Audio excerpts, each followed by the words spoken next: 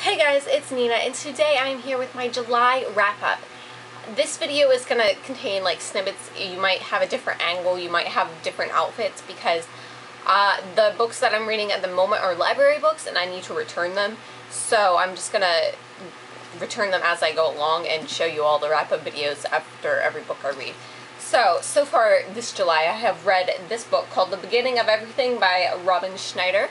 This book is about a boy who was like the popular boy and homecoming queen and king and everything like that. But then his girlfriend cheats on him at a party and he kind of storms out, and in that moment he gets into a car and gets into a car accident which messes up his leg, meaning he can't play sports anymore, and so he kind of feels like he's not in the popular crowd anymore.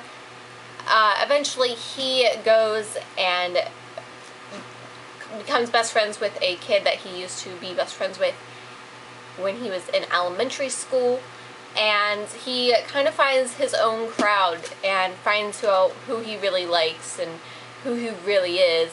And along the way he meets this girl who's kind of mysterious, and we find out that she kind of has this hidden secret. And yeah, this book, I give it like a 3 out of 5 stars. It started off really well, but there was a ton of self-pity in this, and I understood it, but at the same time I felt really annoyed by it.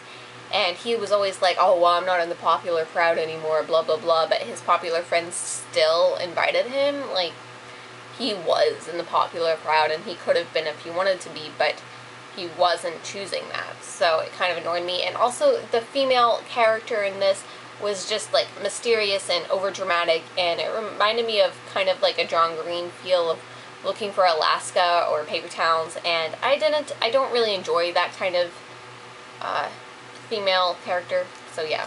Moving on, I have Lucy and Lynn by Alice Pung. I don't know if that's how you say it. As you can see, the bookmark's still in it. I did not finish this. I DNF'd this book.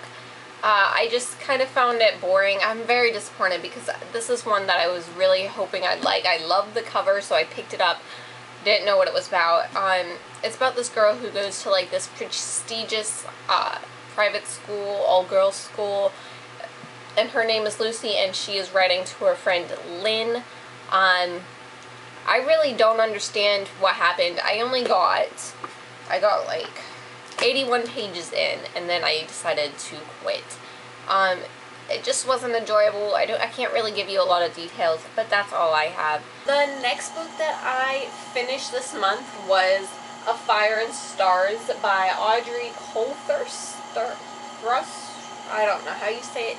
This deals with a princess who is supposed to be marrying the soon-to-be king, and she actually falls in love with his sister, and it deals with their relationship going from a friendship to more and the difficulties with that. But it also relates, it has a magical element to it. She has a power of fire. They have like affinity gods or something like that. And so some of the people there have abilities, affinities, and she also does, and they are kind of looked at as dangerous. And so there's a soon-to-be war going on, and there's just a lot of conflict with that. And so, yeah, I don't really know. I'm bad with synopsises. I gave this book like a 3 stars. I wasn't captivated by it. I found it kind of boring. I didn't really love the romance in this. To me, it kind of remained friendship. Like, I didn't see anything spark for me to be rooting for the ship, so I didn't really ship them, and I really wanted to, but I just didn't. One thing about this cover, though, I don't know if you can see it.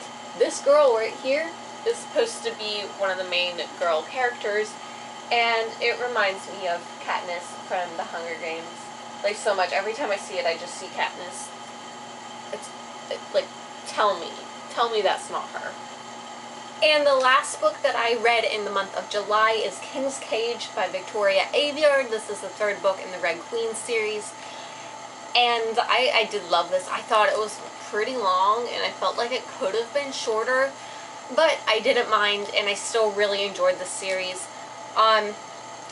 The one thing that I was like iffy about was there was a couple different points of view in this, and it mostly went back and forth between two people, but then they threw in like another person randomly that only had like 2 different chapters that was from that point of view, which I thought was kind of weird and unnecessary, but I guess the author just wanted to try something different, so I applaud her for going out and, you know, trying to work with other ways to write. So yeah, I gave this book about a 4-star.